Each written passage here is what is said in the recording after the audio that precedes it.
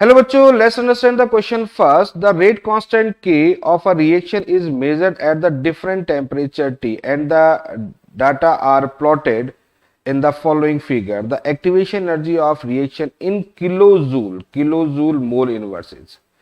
देखिए हमारे पास में एक ग्राफ है एल एन के वर्सेज 1/T या 10⁻³ की पावर 10⁻³ अपॉन टी, ये वैल्यूज हमारे पास में है और ये हमारे पास में एक ग्राफ रिप्रेजेंट किया गया। अगर इस ग्राफ को गौर से देखें तो ये एक्टिवेशन एनर्जी के फॉर्मूले को डिफाइन करता है। तो K इक्वल टू ए ई की पावर माइनस कितना होगा ई ए बाई आर टी होता है।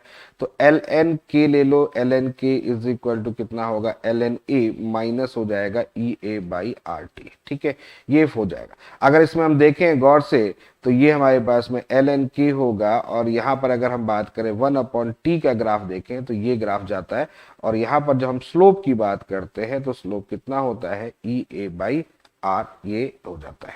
ठीक है, minus E A by R negative slope होगा। ओके, तो अब इसी चीज को यहाँ पर डिफाइन कर लेते हैं। तो देखो यहाँ पर एल एन के की वैल्यूज हमारे पास में गिवन है। तो एल एन के और एल एन ए, अब ये जो वैल्यूज होती है ये कौन सी होती है, ये एल एन ए होती है।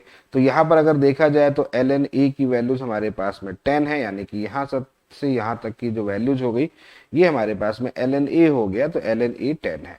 स्लोप की बात करें ई ए डिवाइड बाई आर यहाँ ले ले। अच्छा, एक इसमें 10⁻³ अपॉन टी है। तो 10⁻³ अपॉन टी को अगर हम बात करें तो ऐसे लिख सकते हैं, यानी कि ई ए बाई आर टी। तो ये वैल्यूज होगी तो इसको मैं ऐसे भी लिख सकता हूँ 10⁻³ इज इक्वल टू कितना हो जाएगा, ये वैल्यूज कितनी दे रखी है, यहाँ 10 है, यहाँ 5 है।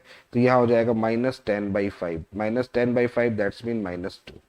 तो यहाँ पर अगर हम सॉल्व करें तो E A by R into 10⁻³ is equal to 2।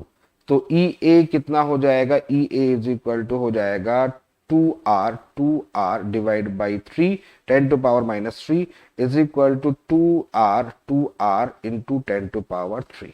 ठीक है, और ये किस में होगा, जूल में होगा।